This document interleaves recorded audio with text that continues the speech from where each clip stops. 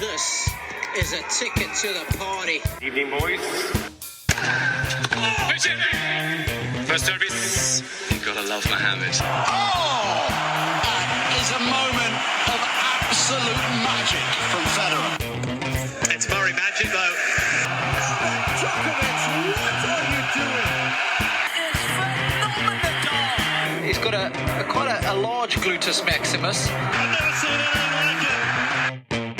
Right, guys, what a podcast we have for you coming up just now. Hey, boys, baby. What a podcast. We have managed to find, capture. Reach out. Yeah. we Lure. That's a we rough have keyword managed right there. Lure to the cabin. Our recipe word is catfish. we have managed to get Fabio from Functional Tennis. There's no doubt in my mind you've seen him all over Instagram. And his podcast is out just now as well, which is bloody brilliant. That is indeed, yeah. Second best tennis podcast I know.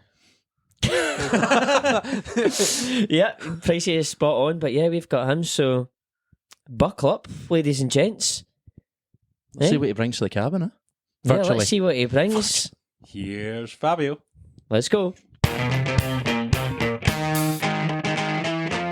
Welcome, Fabio, to the Loosely Strung Tennis Podcast. You are obviously the main man behind Functional Tennis and Functional Tennis Podcast as well. Wow. I know, superb. Lots of hats on. But how are you today? First of all, how are you?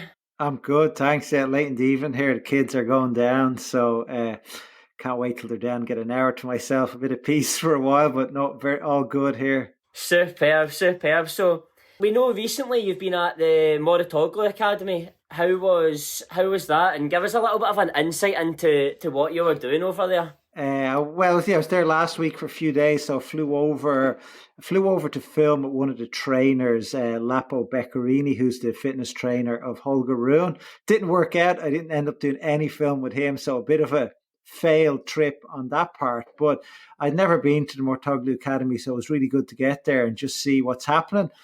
I also made an effort. Also, I ended up in Monaco Country Club as well, where Holger Rune was training, and I just missed Berrettini. He'd been there. And then I sort of ended up at loose ends in there. I'd got a lift there with Mike James. I'm not sure if you know him. He's the strategist for Holger Rune. And I had to sort of, I didn't end up going to a session that I thought I was going to. So I'm in Monte Carlo Country Club on my own, beautiful place. I'm like, how do I get out of here? No car, no anything. So Riccardo Piatti's wife ended up picking me up, and she dropped me down to their academy. So I was a few hours there checking it out. Beautiful small academy. They had some like great players, great coaches, just great to connect with people I hadn't seen. Like I'd met him before, met the wife before, but some of the coaches I hadn't met before. So it's great to see them, see the center because I've posted so many videos. Then she gave me a lift back, and we ended up tracking down the fitness trainer Lapo, and ended up back going for dinner in Cannes. So that was the first day. It was just a bit all over the place. And then the second day I mainly spent at the more.Check Academy, just checking out the players, watching a few fitness sessions, training sessions, and just seeing the overall quality is amazing. The players, like, I don't know, like there's 9, 10-year-olds, 11-year-olds, some of the 12-year-old, 13-year-olds are absolutely amazing. Like I'm thinking in my head, how could I even keep up with these? They're really impressive. And obviously I think there's 200 kids there that are paid to go there, and then there's kids who are on a Champions League Foundation who don't pay to go there. And they're in. Look, some of the coaches are great, the trainers are great, and they're really in a good place. It's an amazing, inspirational place, but it also wakens you up a little bit. If you're a 13, 14-year-old player and you head out to one of these places and you see the level, you're like, do I really have what it takes? Like, do I have the commitment? Like some of these players, it's just tennis and nothing else. You know, you can't mention anything else, which is kind of crazy. I think it's a bit over the top, but that's the dedication they have. It's absolutely amazing. And the center's a place. It's everything there. Like it's totally different to the Piatti's, smaller, 4 courts there, 2 indoor, 2 outdoor. Nice gym, nice setup. And then the more.Check have about 35 courts, and all the courts are full. There's adult camps in there. I actually heard their adult camps are sold, or adult and kids camps are sold out for the year. But there's just so much going on. Like there's a hotel there. It was closed out when I was there, but like there's a restaurant, there's a couple of gyms, there's all the chirotherapy, there's water gymnastics, it's just everything. So it's a good place. You should visit once at least. Being lost in Monte Carlo doesn't sound too bad, to be honest. I think there could be a lot of places in the world you would rather not be lost in, but Monte Carlo I don't think I would mind. But no, it sounds amazing, to be fair. I see what you're saying about players just eating, breathing and sleeping tennis. I don't know if you've got an opinion on that, if that's something that's beneficial or not. Maybe it's just coming from me from a different opinion. It's maybe not beneficial. I think it's good to have a look into other things as well. You look at the top players in the game from the past so many years, and a lot of them were involved in other sports as well. So for me, I'd worry about a little bit of burnout. Yeah, no, look, I agree, and it is important. We just did a podcast with a guy called Mario Novak, who's doing a bit of research into all this. He's a what would you call? He's doing a PhD on it, and yeah, it's just really important that kids do play other sports up until like they're 12, 13, 14, and they learn skills to integrate with other kids, which is important because tennis is such a solo game. And I think it comes a day where you have to take it seriously, step it up, and you can't be playing all those sports because the body will break down. But also, tennis is a long-term game. They're playing for, you could be playing from your 5, 6, 7, 8. You could be playing till you're 35, 40. And I think the kids who are ultimately at the top at that age don't end up being at the top when it really matters. So yeah, I think it's important they try and do, they try and play other sports. Also, it's when you're at these places, and I have 2 young kids, and I'm thinking, God, I wouldn't like to, see your kids go away. And the very young ones would have parents with them. Maybe they live on site or they live locally. But to have your kids away at a camp at such a young age, it's kind of heartbreaking a little bit. Well, no, that's definitely a good point, Fab. But we discussed in the past on our podcast a wee bit of more.Check, and we'd kind of said, he's like a super coach. He's got like such a big facility, so many top players under his wing. But then we'd also sort of looked at the college system in America, and obviously so many British players go over there, and we see them come back with like really good success. Do you think the world of tennis is moving towards like the super coach kind of era, or is there like a college-based system is going to maybe prevail? I don't know. It depends how good the player is. Obviously, players who are going to college ultimately won't need a super coach, I think. There are some, the Cam Norries, there's a few Americans that come out, but only be a handful of them, really. It's the players who are going, with the Holger Runes and the players who make a big impact straight away. They're the ones ultimately who'll need some sort of a super coach. Though the more.Check thing is quite tricky at the moment, I reckon, because once Halep comes back, will Holger Rune share Patrick Mouratoglou? Who knows? It'll be an interesting one though, and it'll be interesting for those who are onwatchers or onlookers of tennis. It'll be nice to see if there's a little. Well, we've always spoke about it like having a transfer like market. Deadline day. Transfer deadline day. Maybe like players and coaches could swap, or they could buy players for.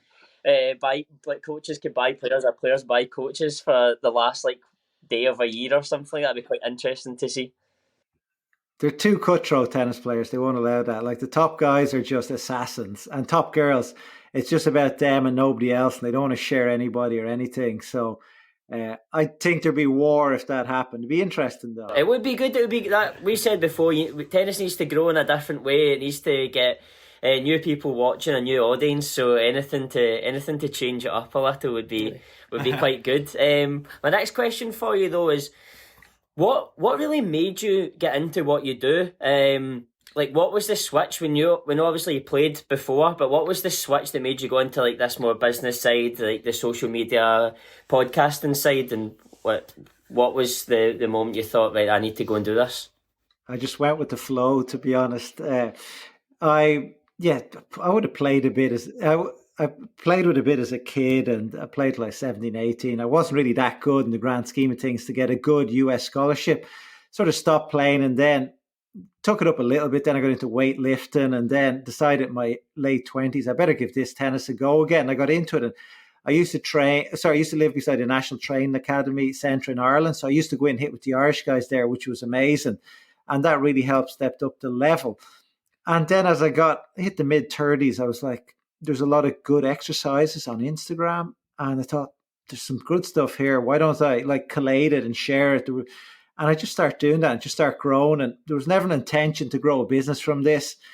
And I just saw opportunity. My background was in e-commerce, selling Christmas jumpers. So I was in 2008, I've been selling Christmas jumpers. What a change that is. Yeah. It's e-commerce. So it's the same.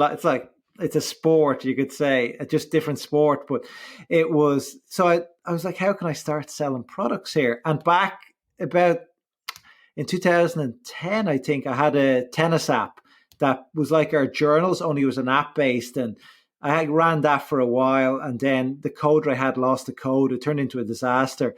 So I said, why don't I start with that? But it was expensive getting an app going again. So I just said I'd start with a journal, start selling that. Did okay. We got Novak, had it, loved it, got to meet him, which was great. And then I knew a €30 product wasn't going to last. It wasn't going to, can't build a business around that. So came up with a practice journal. Then I said I need a bit more. Then we found the Tennis Pointer. We used to post that video, Jonas Fortek, all the time. It did well. As a 12-year-old, hitting with the wooden spoon, and I managed to source the product, and that went well for us. But that had its limitations. So I knew I'd better come up with something new here. So I slowly started working on the wooden spoon, on the saber. And it's just it's been slow, to be honest. It's been slow, but just stuck at it and trying to do a bit more, get a bit better every day. We're all about getting 1% better every day. And I've tried to do that. And it's still moving a bit quicker now with the saber, which is great. The podcast, for me, we set that up because there was more defensibility to our account. Like, we weren't just an Instagram account anymore. We're selling some products. We have a podcast with some great guests, and it just added more value to functional tennis and to our followers. So that was the idea. And I've just taken opportunities as I have along the way and trying to maximize and not overdo, because I'm still a team of one here. So it gets a bit overwhelming at times. I can imagine. We've actually had a go at your the paddle before, but we actually thought Ross P was using it as a spank paddle for a while. So. He probably still is. I did use it today, to be fair, but not for that. I don't want to see those videos, though. I've seen it being used in a few other places, but no, I don't want to see those videos. I know to me, it was scholars for life. Fabio, just a quick one from me. What was your kind of like eureka moment that you thought, I'm going to turn a wooden spoon into a product and then develop that further? Well, I knew it was a bit of I come from the Christmas jumper world, so I'm all about fad products, and I knew it wasn't going to last forever. That's one. And two, it was copied everywhere. Like, anybody with a bit of woodworking skills, especially in Eastern Europe, was copying it. Then appeared in Alibaba. There was no protection around the name. And I just knew this just can't keep going here. And like, ours was actually, it's been refined since 2012. We use expensive wood. They don't break down. They're really good. And I get the emails then from people who buy them on Amazon, and they say, look, I should have bought yours because mine is cracked now, blah, blah, blah. So I got that, but it was just, it's tough competing on price for so long. And yeah, some people were just making them locally and selling them locally. So I just knew I needed something. It was just about building up a team. And it was always on the vision board, you could say, a pointer with strings. It was there from early on. And it just took a few years to come up with the right people to help me bring it to life. Well, we're going to purchase one and make a few videos with it down at the courts, but we did enjoy the wooden one as well. Well, I tell you, the saber is a different ball game, because it's people think they can't play with it, and then they get in their hands and they're like, feel like God's using it. Superb. Can't wait. I can't wait. You touched on it earlier, and I've listened to your podcast where you ask your guests this, and now you're a guest on with us. What is it that you do, even it could be a podcast or in your business, that makes you 1% better every day? What is it that you do that you can tell us that we can maybe take on board, or our listeners can take on board, that what is it you do that makes you 1% better every day? I don't. I'm messing. I'm kidding. Ross P gets 1% worse every day. At least he's not staying the same, you know. He's but look, there's a lot. There's so much going on. There's a lot of parts of between life. There's the work part. There's the personal part. There's the family part, and you're just trying to evaluate me at night time to see, look, normally it's like 3 a.m. in the middle of the night when can't sleep, and you're just trying to evaluate what you did the day before and how you can do it better. And just you're just trying to learn from people how you can do little things better, how you can be more efficient. And sometimes you're trying to do too much. You have to pare it back, but you're basically just reassessing days and trying to make sure I'm better. And I use sometimes a diary, which I forward plan a lot. So I'd have like dates in there where I try and visualize where I want to be moving forward. And then I try to get there and go there. Okay, I've done this. And that's what I try and do a lot. So, but look, you're always picking up little things, but the main thing is you're showing up every day and you're just trying to move forward in the right way and making more positive decisions. And ultimately, some things are easy to track, whether it's lifting weights or making serves. You can get a pen and paper and you can track it. Not everything's that easy to track, but those things are pretty good where you can track them with a stopwatch. Yeah, I think I'll go to the gym tomorrow morning then. Take that on board, 5:30 or something. Yeah. Fabio, Ross mentioned the podcast there, and you've had a variety of guests on, from players to analysts to coaches. Even you had Medvedev's fitness coach on. What's the sort of guest you like speaking to, and what's the ones you think you engage best with and get your most enjoyable content from? Because you've had the widest variety possible in the tennis game there. Yeah, I honestly think for me it's the fitness guys are good. Maybe it stems back to original functional tennis stuff, but for me, the fitness guys, I always get a good chat. I like to think I know a little bit about it and I can sort of query them, but I definitely get a lot from the fitness guys. And look, we've had Casper Ruud's trainers on, Medvedev's trainer on, we've had Sabalenka's trainer on, we've had some unbelievable trainers on. And actually I messaged Matt Little there today. I'm going to try and get him back on to do Q&A with him. He hasn't replied, so hopefully he replies soon. But yeah, I get a lot out of the fitness guys. I think our listeners get a lot out of the fitness guys. And yeah, for me, they're the best guys. Obviously having players like, I don't know, Davydenko, Ljubicic, Casper Ruud, Diminoir, they're really good. But sometimes they're a bit, maybe the current players are a bit closed. They don't give away too much. The Ljubicics and they were a lot more open. So I enjoy them because you expect them to be closed and they're a bit more open. And then I think the fitness coaches are good. They seem to be quite open and open to sharing, which is amazing. There's a lot to learn from those guys. And who's the guest you are still trying to get that you want on? Who's your number one you're going for? Who am I going for? Tough. Obviously, we'd like to get Federer on. Would be the main man. Have I tried to get him on? No, I haven't tried to get him on. He's just so hard to contact. Like, it'd be a bit of a joke trying to reach out to him. But hopefully one day he's the man. I'm also into getting other types of guests. Like we'd an Olympic skiers on one stage. We'd Tim O'Glock, an old F1 driver. Yeah, I think I'm going to try do more of that stuff moving forward, because ultimately people said, look, it's about doing what I enjoy doing and get people I enjoy on. And with the new format of the podcast, I think I can ask questions that will relate to what we do and will relate to other people who have been high level athletes. The business ones I don't enjoy so much. Honestly, I'll come on it one day if you want. Right. So we've got our questions we've all asked our personal questions, but we've got a few quick fire before we finish, because it's always good to finish on a lighter note. Yeah. Right, here we go. Question 1. Pub quiz. Right, you're at a pub quiz somewhere in Ireland. You've got 3 players you can take with you. All right, 3 players, pub quiz. Now you can decide whoever you want, whether you want to have a laugh or win the quiz, but you have to give us your 3 players that you're taking with you. Tough question. Tough. Is it just a general knowledge pub quiz? Yeah. Yes, just a general knowledge, like run of the mill. I think you'd have to take. I think you'd have to take Andy Murray with you. Yeah. Yes. Good start. Andy Murray for a start. It depends on the general knowledge. Like, I'd say somebody like Medvedev would be funny, but he may know nothing about Irish general knowledge, so he could. But I don't think you've put me on the spot here. Yeah, I think you have to take a female with you to sort of balance everything, keep everybody in check. Who'd you take? Who'd I take female wise?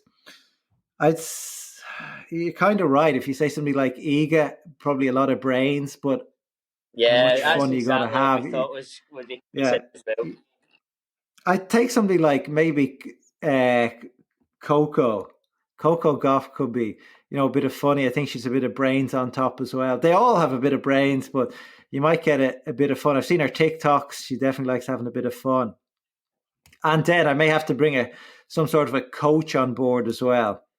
You're the expert on that, to be fair. I bring a coach. What coach would I bring on board? Maybe a super coach. There we go. Maybe a super coach. What super coach? I'm trying to think. What super coach are out there? Ivan Lendl wouldn't, I don't think. Maybe a John McEnroe to mix things up. That's the team. McEnroe, Coco Goff, and Andy Murray. They're my three. There we go. Strange three, but I hope it's not in America because she's not even old enough to have a beer yet. So that's a struggle. yeah, no, Ireland, we're okay. We're good here. 14, I think it's here. Fair. Right. Speaking of beers, Fabio, if you were to go on a one night out and you were to take one tennis player with you, who would it be? On the beer, wow. Liam Brody likes the beer, I heard, so he'd be a good guy. Tennis players are mad, by the way. You give them a beer, they go absolutely berserk. So you got to be a bit careful with tennis players. Who'd I like on the beer with me? Honestly, I think you'd have to bring Federer with you. Oh yeah. I know it's a cliche answer. It's the obvious answer. I think he would. I think he likes a drink or two, and you'd probably get some stories out of him with a few beers, I'd hope. Definitely. Great answer. That's a good one. We spoke on the pod about seeing some of the players out there on the tour as like Bond villain. So like Holger Rune, for example, could be a potential Bond villain for us. Do you see anyone on the tour who's sort of like that? Is it Rune, or is there anyone else on the tour you could see who could be making a good Bond villain? I'd say you'd probably have to put it one of the females as the next Bond villain. Who would I put as a Bond villain?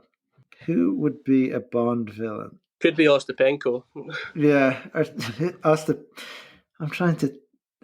A Bond villain would be somebody quite serious. Who's somebody a bit crazy? Who's been smashing rackets lately?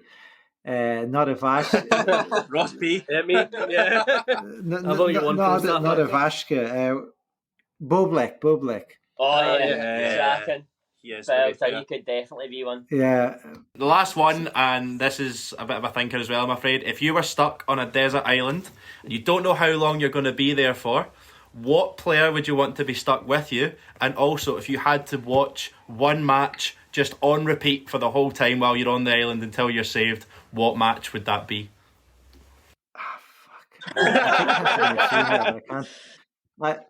I can't tell my wife that. I may not be able to answer this question. Have to be probably a female. Just for that's what we're all about. Yeah. So females they can kick my ass playing tennis. First of all, they probably get a bit more, keep you warm at night time. I'm sure it gets cold at night time there. But so yeah, I'm not going to say which. I can't say which female. I don't want my wife to. In case she listens to it. She won't listen to it, but yeah. And any matches? But what match? What match? It'd probably be one of the Wimbledon finals. Maybe not one of the ones that Federer lost, but definitely one of the Wimbledon finals would be anyone. There's been a lot. Even the Murray stuff. There's some semis have been amazing as well. Just so many. I'm not sure I'd want to watch a match on repeat all the time either. I'd be too busy just playing tennis. Hopefully there's a tennis court on the island. Yeah. That would be a good way to put it in, actually. We could add that into the questions you're going to be playing with. But no, Fabio, it's been an absolute pleasure having you on as well. I've such a laugh too, so from us, we wish you the best with what you're doing in the future. We'll definitely keep in with it and do some promoting with it as well. But no, it's been a pleasure from all of us, and thanks so much for coming on. Likewise, thanks for having me on. And yeah, really like this. I'm actually trying to, as you said at the start, I should get my face out there more. I'm trying to get on more podcasts, do different things, and tell the functional tennis story a bit more. So thanks for having me on. Really appreciate it. That was superb, boys, wasn't it? Plus. Unbelievable. And what a way to Absolutely end it with brilliant, that comment, man. That was unbelievable. I hope his wife doesn't. Well, I hope she does because we want the listeners. But, Yeah, we do. but I mean, I'm on Fabio's side here. He can afford her dropping listeners. We can't. Yeah, I'm going to send it what to do you her. think he made that spank paddle for? Oh, Take that away. Jesus. Right. But no, what a guest. Such a good laugh as well. Great guy. Wish him the best for Absolutely. the future. Honestly, I think if you're a listener on our podcast, I highly recommend following him and the whole brand on Instagram. It's a really It's good. a one-man band. Look Tennis. at the shop as well. Listen to his podcast. It is really good. And some of the guests he does have, I know he mentioned a few there. They are really, really good and insightful. So Yeah, get If it's on good it, enough guys. for Djokovic, it's good enough for us, huh? Yep. And if we're good enough for him, then you're good enough for us as well. Right, over and out, and we'll see you next week for our standard podcast. See you later. You guys really need to start getting involved with that. Thanks for coming.